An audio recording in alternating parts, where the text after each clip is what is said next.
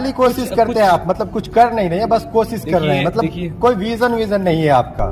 देखिए मतलब हम लोगों ने अभी तक चिकन 65 का सिर्फ नाम ही सुना है। रहा है एनएसपी का क्या हुआ? अल्पसंख्यक मंत्रालय को आपने कुछ लेटर लिखा है, वो दिखाइए। पांचों ऑफिस बियरर का साइन मोहर वाला कुछ दिखाइए, सबूत दीजिए, तब ना लोग मानेंगे कि आपने कुछ किया। वो साइन न्यू हॉस्टल में वाईफाई अभी तक नहीं लगा है। टेबल और वाईफाई की फैसिलिटी अभी नहीं है। ये बात बिल्कुल हकीकत है। बहुत ही हमने काफ़ी कोशिशों से ये हॉस्टल अभी पाया है। जैसे कि हम लोग ने आपको चुना, फैजान एक ऐसा प्रेसिडेंट है जो कि बोलने के नाम से जाना जाता है। गुलजार गर्ल्स हॉस्टल की बात करें तो वहाँ पानी बहुत बेकार है, और 40 बच्चों के लिए आपने क्या किया जिनके ऊपर एक्शन हुआ? 16 जिन लोगों की वजह से ये चीज़ें हुई, पिछली यूनियन में वो चीज़ें हुई थी और लोग छोड़ करके चले गए, तो उन्होंने उनकी लड़ाई नहीं लड़ी। पार्टी राजद, जदयू, कांग्रेस, कौन सा पार्टी या मीम तो नहीं ज्वाइन कर रहे हैं? एमआईएम। नमस्ते, सलाम, आदाब। मेरा नाम है शाहनवाज इब्राहिम और आप देख रहे हैं 3 तिगड़ा। अभी हूँ मैं मौलाना आज़ाद नेशनल उर्दू यूनिवर्सिटी हैदराबाद में। यहाँ पे है आज मेरे एक बेहद ही खास प्रोग्राम का शूटिंग। प्रोग्राम का नाम है छात्र हित की बात छात्र नेता के साथ।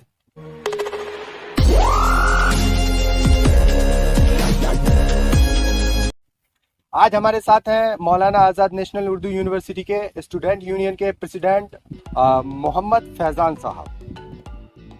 फैजान साहब से हम बात करेंगे छात्र हित की, छात्रों की बात करेंगे, इनसे सवाल करेंगे, तीखे तीखे सवाल करेंगे, देखते हैं इनका क्या होता है जवाब।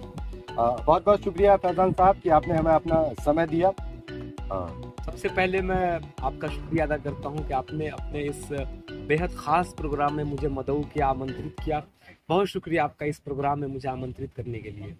फैजान साहब, हम ज़्यादा बड़ी बड़ी बातें तो नहीं करेंगे, छोटे छोटे सवाल लेते हैं, फिर धीरे धीरे हम अपना लेवल ऊपर करेंगे। हमारा सेक्शन 2 रहेगा, एक हम यहाँ पे करेंगे, एक ओटी में शूट करेंगे। तो मेरा पहला सवाल है फैजान साहब, खुश हैं आप? बिल्कुल बिल्कुल खुश है प्रेसिडेंट और बड़ी जिम्मेदारी मिली है, छात्रों की बड़ी जिम्मेदारी है, तो खुशी से ज्यादा मेरे ऊपर जिम्मेदारियों का बोझ है और मैं उस जिम्मेदारी को निभाने के लिए, अपने कर्तव्यों के निर्वहन के लिए मैं बिल्कुल प्रतिबद्ध हूँ, कटिबद्ध हूँ। और कहाँ आप शायर और कहाँ ये नेतागिरी, मतलब कहाँ, मतलब अलग नहीं लग रहा है आपको क्या ये दोनों चीजें? देखिए, शायरी और देखिए साहित्य, अदब और सियासत का बिल्कुल गहरा रिश्ता है। और ऐसा नहीं है कि मैं सिर्फ शायरी करता हूँ, बल्कि मेरा जो पिछला रिकॉर्ड रहा है वो समाजी कामों की वजह से भी मैं जाना जाता रहा हूँ। इस कैंपस में भी मैं सियासी तौर पे एक्टिव रहा हूँ और मैं अपने इलाके में, जब मैं यहाँ पे पढ़ाई नहीं कर रहा था, अपने इलाके में था, तब भी मैं काफ़ी एक्टिव था सियासी तौर पे, समाजी तौर पे। ऐसा नहीं है कि मेरा ताल्लुक सिर्फ और सिर्फ शायरी से है, बल्कि मेरा ताल्लुक समाज और सियासत से भी रहा है। फैजान साहब, आप अपने बारे में जरा सा बताइए कि मतलब कहाँ घर हुआ, पिताजी क्या करते हैं? देखिए, मेरा जो ताल्लुक है, मेरा जो आबाई वतन है वो बिहार के गोपालगंज जिले में है। बिहार के गोपालगंज जिले में एक छोटा सा गांव है केशवपुर में, वहीं से ताल्लुक रखता हूँ। और मेरी जो बुनियादी तालीम हुई है वो गोपालगंज में ही हुई है। बिहार बोर्ड से मैंने इंटरमीडिएट किया, फिर 2018 में मैं यहाँ पर आ गया ग्रेजुएशन करने के लिए, और ग्रेजुएशन मेरा पिछले साल कंप्लीट हुआ है और मैं अभी मास्टर्स कर रहा हूँ, फाइनल ईयर का स्टूडेंट हूँ। और मेरे जो फादर हैं वो अभी गल्फ में रहते थे, अभी 1-1.5 सालों से वो घर पे ही हैं और घर का ही काम देखते हैं। घर के जो खेती बाड़ी है वही अभी देख रहे हैं मेरे फादर। फैजान साहब, कहाँ तक सोचते हैं आप, पंचायत, विधानसभा, लोकसभा, कहाँ तक सोचते हैं? देखिए, अभी मैं उस स्तर की राजनीति के बारे में बहुत ज्यादा नहीं सोच रहा हूँ। अभी मुझे मानू की जिम्मेदारी मिली है और मैं इस मानू की जिम्मेदारी जो मिली है मुझे, मैं इसको बहुत ही ईमानदारी से निभाने की कोशिश कर रहा हूँ। और जो भी मेरे फराइज हैं मैं उसकी अदायगी के लिए कोशा हूँ, दिन रात कोशिश कर रहा हूँ, मेहनत कर रहा हूँ कि यहाँ के बच्चों को इंसाफ मिल सके, यहाँ के बच्चों के जो मसाइल हैं उसको हल करा सके, और यहाँ के जो भी इशूज हों जितने मेरे सामने हर। अच्छा, नहीं, इंसाफ की बात तो आप कर रहे हैं, मुद्दा तो बड़ा है। एनएसपी का क्या हुआ? देखिए, एनएसपी एक बहुत बड़ा मुद्दा है और जब मैं आया था उस वक्त मेरे सामने सबसे बड़ा जो चैलेंज था वो एनएसपी का चैलेंज था। जब मैं 12 तारीख को जीत करके आता हूँ, उससे पहले ही ये इशू आ चुका था और हमारे बहुत सारे स्टूडेंट्स ने, और मैं जिस पैनल से लड़ रहा था उस ऑर्गेनाइजेशन ने भी एडमिन से राब्ता करके इस इशू को सॉल्व कराने की बात की। जब मैं 12 को आता हूँ और 13 तारीख को कुछ हमारे यूनिवर्सिटी के कुछ बच्चे प्रोटेस्ट के लिए यहाँ पर बैठे हुए थे एडमिन के पास, मैं उस दिन से ही इस इशू को फॉलो कर रहा हूं और उस दिन से हमारी कंटिन्यू बात। फैजान साहब, मैं यहाँ पे आपको यहीं पे रोकूंगा। जहां तक बात है तो छात्र भी तो 3 बार प्रदर्शन पे बैठ चुके हैं, प्रोटेस्ट कर चुके हैं, और मुझे जहां तक पता चला है सूत्रों से कि आप भी 3 बार वीसी सर के साथ आपकी बैठकें हो चुकी है, मैराथन बैठक। क्या कुछ मतलब रास्ता नहीं निकला? 3 बार नहीं है, 3 बार बैठक नहीं हुई है, हमारी 5 बार बैठक हुई है इस इशू को लेकर के, कंटिन्यू वीसी साहब के साथ की, रजिस्ट्रार साहब के साथ की, और मैंने अभी पिछले रिसेंटली जो अभी फ्राइडे गुजरा है वहाँ उस दिन भी हमारी रजिस्ट्रार साहब से बात हुई है। अब तक का अपडेट यही है कि जो ये पोर्टल का जो एक्सेप्शन एक केस है, जो बहुत ही अलग तरीके का केस हो गया है कि सिर्फ इस यूनिवर्सिटी के का एनएसपी रिवॉर्ड किया गया है, ये मामला अब डायरेक्ट अब मिनिस्टर देख रही है, जो मिनिस्टर है इंचार्ज। अच्छा, मिनिस्ट्री की बात कर रहे हैं, वो डायरेक्ट देख रही है और उनके टेबल पर ये एक मिनट आप सुनने की क्षमता रखिए। मेरी एक बात सुनिए कि मतलब वो तो वाइस चांसलर साहब या आपकी ऑफिस जो बोल रहे हैं, डीएसडब्ल्यू ऑफिस, वो तो सरकार की बनाई हुई एजेंसी, आप तो छात्र के द्वारा चुने हुए हैं ना, तो आपने क्या किया? आप दिखाइए आप कि आपने मतलब मिनिस्ट्री ऑफ ये अल्पसंख्यक मंत्रालय को आपने कुछ लेटर लिखा है, वो दिखाइए।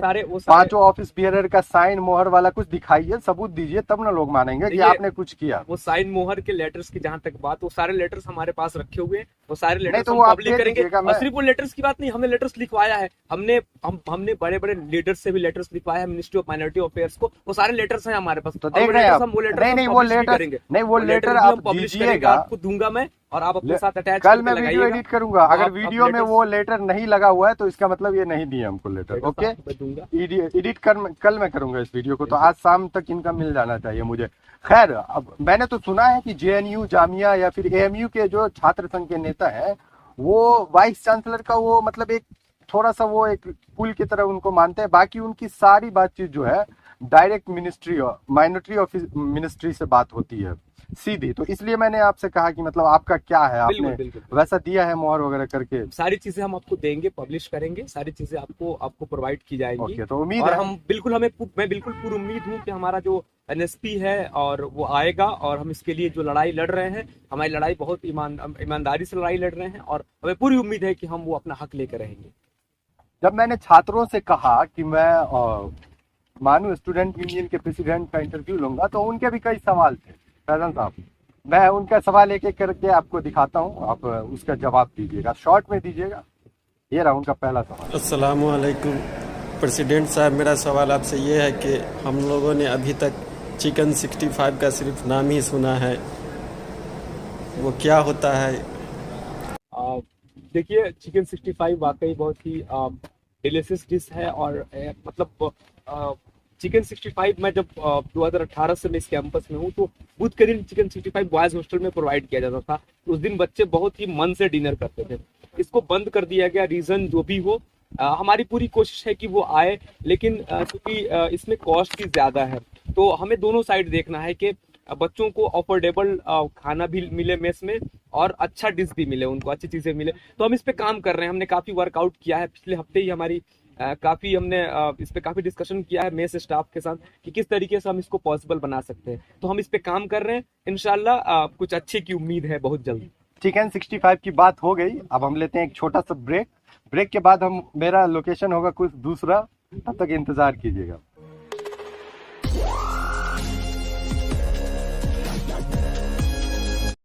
नमस्कार, स्वागत है ब्रेक के बाद एक बार फिर आपका।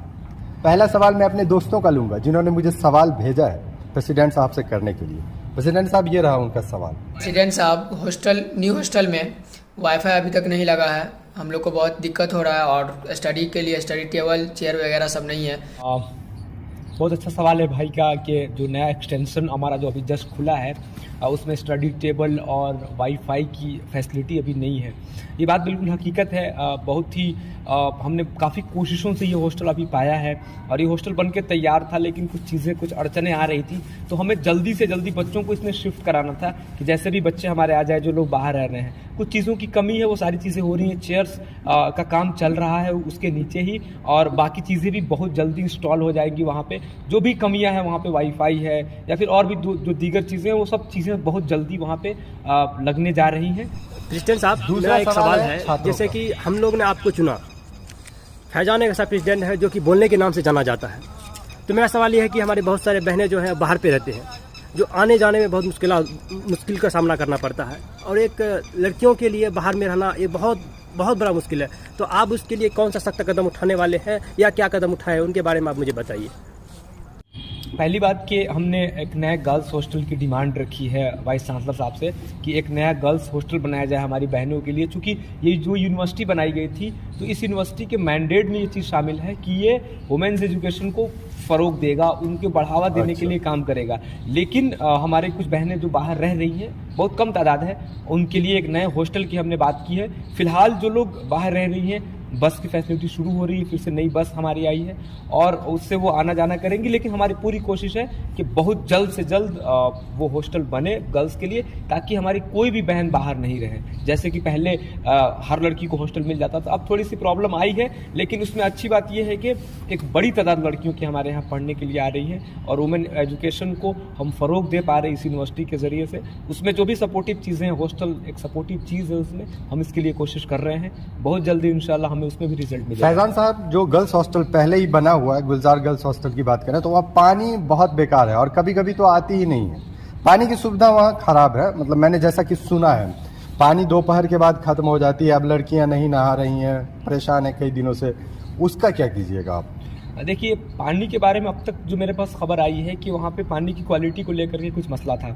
उसके लिए हम लोग काफ़ी दिनों से बातचीत कर रहे हैं, हमने लेटर भी दिया था इंजीनियरिंग सेक्शन में, तो वो चीज़ें हो चुकी हैं, उसका सारा टेंडर वगैरह भी हो चुका है और बस एक आध दिन में ही वो चीज़ें हो जाएंगी, वो चीज़ें रिजॉल्व हो जाएंगी। उसका टेंडर भी खुल चुका है जो हमारे वेबसाइट पर पड़ा हुआ था, तो वो चीज़ें बहुत जल्दी। गर्ल्स हॉस्टल की बात हो रही है फैजान साहब, गर्ल्स हॉस्टल की ही बात चल रही है, तो आपने देखा होगा कि गर्ल्स हॉस्टल में रहने वाली हमारी बहन है, उनको अपने ज़रूरी के सामान, लड़कियों को कई तरह की ज़रूरी चीज़ों की आवश्यकता होती है, उसके लिए उनको जाना पड़ता है बाहर।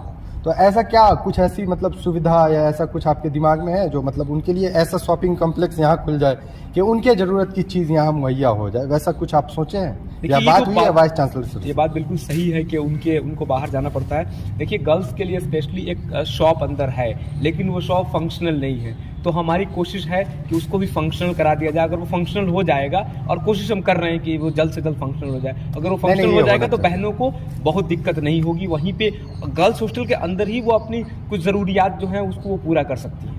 प्रेसिडेंट साहब, हमारे एक दोस्त का सवाल ये भी था। प्रेसिडेंट साहब, हम लोग को हॉस्टल 3 ब्लॉक बी में पानी की सुविधा अभी तक अवेलेबल नहीं हुआ है, फिल्टर वाला, तो आप क्या किए हैं इसके लिए? देखिए, हॉस्टल 3 में का जो एक्सटेंशन है वहाँ पे पानी की फैसिलिटी अभी तक नहीं है। देखिए, एक प्रोसेस होता है हर चीज़ का, तो उस प्रोसेस से वो चीज़ें गुजर रही हैं। अब तक जो हमको अपडेट है, हम लोग एक एक इशू को लेकर के जो भी वहाँ पे बुनियादी ज़रूरतें हैं उसको वहाँ पे पूरा कराने के लिए भी हम लोग लगे हुए हैं। जिस तरीके से हम लोगों ने बच्चों के लिए हॉस्टल वो ओपन करवाया है, उसी तरीके से हर एक फैसिलिटी, चाहे वो पानी हो, चाहे वॉशरूम में कोई दिक्कत हो या फिर वाईफाई का इशू है, हर इशू के लिए हम लोग कमिटेड हैं और हर इशू पे हम लोग काम कर रहे हैं और इंशाल्लाह वहाँ पे भी जल्द से जल्द रिजल्ट मिलेगा। वो चीज़ें सब प्रोसेस में है और बहुत जल्द बुनियादी ज़रूरतों से हमारे बच्चे वहाँ पे बुनियादी ज़रूरतें उनको मिल जाएंगी। अच्छा, एक सवाल और है ये भाई का। अस्सलाम वालेकुम, मैं BVOC MLT 3rd सेमेस्टर, जो कि हम लोग हॉस्पिटल जाना होता है हम लोगों का। हमारी क्लास के बहुत सारे तलबा जो भी हैं, उन सबों को हॉस्पिटल जाने में बहुत सारी परेशानियां होती हैं। अब अल्हम्दुलिल्लाह बस का इंतज़ाम हो गया है, 2 बस आ गया है। तो हमारा गुजारिश है कि जो हमारे प्रेसिडेंट साहब हैं वो कब से बस स्टार्ट कर रहे हैं, हमारे बच्चों को बहुत प्रॉब्लम हो रही है। देखिए, BVOC का जो प्रॉब्लम है वो मैं जब इलेक्शन में आया तो उनसे जब हमारी बात हुई तो ये सारी चीज़ें सामने आई थी। और BVOC में बहुत सारे इश्यूज़ हैं, उसमें बड़ा इशू ट्रांसपोर्टेशन का है, इस पे हम काम कर रहे हैं। और बस भी हमारी बस की फैसिलिटी हमने मुहैया कराई है बच्चों के लिए। बहुत जल्द कुछ ज़रूरी चीज़ें चल रही हैं बस से रिलेटेड, वो जल्दी ही वो प्रोसेस ख़त्म होगा और बस आप लोगों के बीच में होगी और आप लोग बस से हॉस्पिटल जाएंगे। वो आप लोगों को काफ़ी उससे सहूलत होगी। बस हमारी रेडी है, बस उसमें कुछ चीज़ें हैं, कुछ कागजी चीज़ें होती हैं, कुछ खरीद फरोख्त में कुछ चीज़ें होती हैं, उसके बाद बहुत जल्द वो चीज़ें आपके सामने होंगी। प्रेसिडेंट साहब, एक सवाल और बनता है कि सेंट्रल कैंटीन को जो है ड्रामा क्लब को सौंप दिया गया है। अब आप बताइए कि वो जो एकेडमिक ब्लॉक है, एकेडमिक ब्लॉक में एक कैंटीन नहीं होना चाहिए क्या? देखिए, ड्रामा क्लब के लिए आप कहीं और भी जगह देखिए, जब सकते इसके लिए हैं, बात दे हो रही- सकते हैं। हाँ, जब इसके ऊपर बात हो रही थी तो उस मीटिंग में मैंने इसको अपोज किया था और मैं इसके खिलाफ था। लेकिन आपको मसला नहीं ये लगता है कि बाहर से जो बच्चे आते हैं, एक तो उतना दूर से चल के आते हैं, फिर वो एकेडमिक ब्लॉक से आके ये ऑफिसर, ये मतलब स्टाफ क्वार्टर जो भी कहिए, इनके मतलब प्रोफेसर्स क्वार्टर की तरफ आते हैं, यहाँ आके वो देखिए, खाते पीते मैं हैं। उसको जस्टिफाई नहीं करूंगा, लेकिन चूंकि यूनिवर्सिटी ने बहुत सारे क्लब्स स्टार्ट किए हैं जो यूनिवर्सिटी के बच्चों के फलाह बहबूद के लिए हैं। इसमें आपका ड्रामा क्लब है, लिटरेरी क्लब है, फाइन आर्ट क्लब है। ये सारे 4-5 क्लब्स जो हमारे नए शुरू हुए, वो सारे क्लब्स वहाँ पे शिफ्ट कर दिए गए हैं। इसके अलावा मैंने वीसी साहब से डिमांड किया है कि हमारा जो कैंटीन है इसको सेंट्रलाइज किया जाए। जिस तरीके से शॉपिंग कॉम्प्लेक्स पे डिसेंट्रलाइज किया जाए, सेंट्रलाइज कर दिया गया है इसको यहाँ पे। तो हम डिसेंट्रलाइजेशन के ऊपर हम काम कर रहे हैं और डिसेंट्रलाइज हम लोग करवा के जाएंगे चीज़ों को, क्योंकि पहले इस कैंपस में जो कैंटीन थी वो डिसेंट्रलाइज थी, एक जगह पे नहीं थी। यहाँ रीडर्स था और वहाँ पे टी पॉइंट, फिर कैंटीन, ये सारी चीजें थी। हम इसको डिसेंट्रलाइज करने की कोशिश कर रहे हैं। एक सवाल और है, जैसे मेस में हमारा प्रतिनिधि होता है, मेस सेक्रेटरी होता है, लेकिन क्या आपको नहीं लगता है डीएसडब्ल्यू में हमारा प्रतिनिधि हो, प्रॉक्टर मतलब उन लोग प्रॉक्टर के पास उसमें ऑफिस में हमारा प्रतिनिधि हो, जो मतलब हमारा प्रतिनिधित्व कर सकते हैं, वरना प्रॉक्टर साहब आए दिन निकाल देते हैं मतलब नोटिस। बिल्कुल, और सब ऑफिस में मतलब हमारे प्रतिनिधि हो ना भाई, जो मतलब प्रतिनिधि करे, जैसे मेस में मेस सेक्रेटरी है। आपको नहीं लगता है सिर्फ मेरा बिल्कुल मेरा सिर्फ मानना ये नहीं है कि सिर्फ डीएसडब्ल्यू की टीम में और प्रॉक्टर की टीम में हमारे रिप्रेजेंटेटिव हों, बल्कि एकेडमिक काउंसिल जो होती है यूनिवर्सिटी की, जो मेन बॉडी होती है, वहाँ पे भी हमारे प्रतिनिधि हों। और इसके ऊपर भी हम लोग इंशाल्लाह बहुत जल्द स्टेप लेने जा रहे हैं और बहुत जल्दी हमारी डिमांड होगी एडमिन से कि हम वहाँ पे भी अपने रिप्रेजेंटेटिव को वहाँ पे भेजें, हमारी स्टूडेंट यूनियन के स्टूडेंट्स के रिप्रेजेंटेटिव हों, ताकि वो इशूज़ को स्मूथली रन करा सके और इशूज़ को वहाँ पे भी रेज कर सके और जो भी बड़े फैसले हों उसमें वो भी पार्टिसिपेट कर सके। नॉन बॉर्डरर्स के लिए मेस की सुविधा उपलब्ध नहीं है अभी तक, नहीं। पिछले यूनियन में था लेकिन अभी तक नहीं हुआ। क्या मसला है, क्या कहाँ फंस रहा है मामला? देखिए, नॉन बॉर्डर्स का जो मेस का मसला है, इसके लिए हम लोग डे 1 से कोशिश कर रहे हैं और वो चीजें अप्रूव्ड हो चुकी हैं, ऑलमोस्ट अप्रूव्ड हो चुकी हैं। खाली कोशिश करते हैं आप, मतलब कुछ कर नहीं रहे हैं, बस कोशिश कर रहे हैं, मतलब कोई विजन नहीं है आपका। मतलब कुछ बताइए कहाँ तक काम कहाँ पहुंचा? मेस फॉर ऑल हम बस 1-2 दिनों में ही उसका वो लिस्ट निकालने जा रहे हैं। मेस फॉर ऑल का जो हमारे नॉन बॉर्डर, ये बात तो लड़कों को बताएंगे तो आप वो तो बोलेंगे कि बस वो बोलते हैं कि हम ला रहे हैं। हमने इस कैंपस में नए हॉस्टल खुलवाने का वादा किया था, हमारा हॉस्टल खुल चुका है। हमने कॉन्वोकेशन का वादा किया था, कॉन्वोकेशन हो रहा है। हमने इस कैंपस में बच्चों के लिए बस की बात की थी, बस हो रहा है, यकीन हमने एम्बुलेंस की बात की थी, एम्बुलेंस हमारे बच्चों के लिए एम्बुलेंस आ रहा है। हम जो भी वादा कर रहे हैं, हर एक वादे को हम वफा करने की कोशिश कर रहे हैं। हमारा हमको हुआ और हमने वो चीजें लाई हैं। कुछ अड़चने उसमें भी आ रही थी, उसको भी हम लोग रिजॉल्व करवाने की कोशिश कर रहे हैं। दूसरी बात ये है कि मेस का मामला फंसा इस वजह से था क्योंकि नए बच्चों का अलॉटमेंट हो रहा था हॉस्टल में, तो वो नंबर्स भी तो हमें देखने थे कि कितने बच्चे हमारे आ रहे हैं, कितने बच्चों की जो लिस्ट में नाम आ रहा है, कितने बच्चे उसमें बच रहे हैं, उसके हिसाब से वो चीज़ें होनी थी। अभी चूंकि स्टाफ्स की भी कमी है तो हम लोगों ने डिमांड किया था कि स्टाफ बढ़ाया जाए और हमने मेस स्टाफ को बढ़ाने के मेस का जो मैकेनिज्म है, वो हॉस्टल का जो मैकेनिज्म उसको डेवलप करने की बात की और वो चीज़ें हो रही हैं। उसके लिए इंटरव्यू भी 27 तारीख को है और उसमें मेस स्टाफ को बढ़ाया जा रहा है। तो हम इन चीज़ों के ऊपर काम कर रहे हैं। हमारा जो काम है वो लॉन्ग टर्म में यूनिवर्सिटी के बच्चों को काफ़ी फायदा होने जा रहा है, हम वो काम कर रहे हैं और पूरे विजन के साथ हम काम कर रहे हैं कि इसका लॉन्ग टर्म में क्या फायदा। अगर बस खरीदी गई है, यूनिवर्सिटी बस खरीद रही है तो इसका फायदा लॉन्ग टर्म में होगा। एम्बुलेंस अगर यूनिवर्सिटी में नहीं था, एक एम्बुलेंस कहीं से डोनेट किया गया था जो बिल्कुल फंक्शनल नहीं था, हम नया एम्बुलेंस खरीद रहे हैं और वो एम्बुलेंस बिल्कुल फंक्शनल है और उसके लिए 24/7 हमारे पास वो रहेगा। अगर हॉस्टल ड्राइवर हॉस्टल साहब ये बताइए आप, उसमें हमारे यूनिवर्सिटी के बच्चे ये बताइए, ये सब हमारा लाइब्रेरी, यूनिवर्सिटी का मतलब होता है अच्छा लाइब्रेरी हो, फंक्शनल लाइब्रेरी हो, रीडिंग रूम हो। हमारे लाइब्रेरी 24/7 नहीं खुलते हैं, क्या मतलब कहाँ फंस रहा है मामला? देखिए लाइब्रेरी हमारा लाइब्रेरी है, लाइब्रेरी का भी एक टाइम होता है, उस टाइम पीरियड में लाइब्रेरी खुलता है, लेकिन हम क्या रीडिंग रूम JNU 24 हमारा exception है? 24/7 हमारा यूनिवर्सिटी का रीडिंग रूम खुला रहता है और उस रीडिंग रूम में आप जाके पढ़ाई कर सकते हैं। 24/7 किताब रहेगा ही नहीं तो बच्चे पढ़ेंगे क्या? बच्चे किताब वहां से इशू करा करके आराम से पढ़ सकते हैं। इशू कराने का भी हमारे पास ऑप्शन है और वहां पे बच्चे कर सकते हैं, इशू करा करके वो हाँ, पढ़ाई ये। कर सकते हैं। और रीडिंग रूम हमारा खुला हुआ 24, इवन के हॉस्टल का भी रीडिंग रीडिंग रूम है, लोग हॉस्टल चले का भी भी रीडिंग जाए रूम तो खुला वहाँ हुआ है। इतना ज्यादा मच्छर है, इतना ज्यादा मच्छर है कि 1-2 किलो वजन तो ऐसे ही कम होके लोग का आ जाएगा, खून पी जाएगा मच्छर। उसके लिए क्या कर रहे हैं? मॉस्किटो किलर्स के लिए हमने रिक्वायरमेंट उनको दे दिया है और उन लोगों ने भी रिक्वायरमेंट भेज दिया। वो चीज़ें परचेज में है और कल का अपडेट है, मैं कल का अपडेट आपको बता दूं। मैं एक चीज़ का अपडेट भी लेता हूं और एक चीज़ का को फॉलो अप भी मैं करता हूं। एक चीज़ को मैं पर्सनली भी जा करके अलग अलग अथॉरिटी के साथ फॉलो अप करता हूं। वो चीज़ें बहुत जल्दी इंस्टॉल होने जा रही है। मॉस्किटो किलर बहुत जल्दी 4 मॉस्किटो किलर गया है और चारों साइड में लग जाएगा और बिल्कुल भी बस वो issues नहीं होंगे। सेंट्रल लाइब्रेरी के में लगेगा ना? और भी तो बहुत सारे रीडिंग रूम है, हॉस्टल सब में है। उसमें जो रीडिंग रूम में है और मॉस्किटो फॉगिंग के लिए हमने कहा है वो फॉगिंग रूटीन प्रोसेस में यूनिवर्सिटी में वो फॉगिंग भी होगी और गर्ल्स हॉस्टल में वो फॉगिंग अभी हो चुकी है। अब इंशाल्लाह बाहर में भी वो फॉगिंग करवाएंगे। गर्ल्स हॉस्टल में फॉगिंग हो चुकी है और मैं उसकी तस्वीरें भी आपको मैं दे दूंगा। ठीक है फैजान साहब, ये बताइए कि हेल्थ इंश्योरेंस क्लेम करने में बच्चों को दिक्कत आ रही है, कुछ इनिशिएट लिए हैं उसके लिए? देखिए कुछ कार्ड वगैरह कुछ ऐसा बन जाए जो मतलब बच्चों को, देखिए बच्चों का कार्ड claim जो है, करने में। बच्चों का जो कार्ड है वो आ चुका है,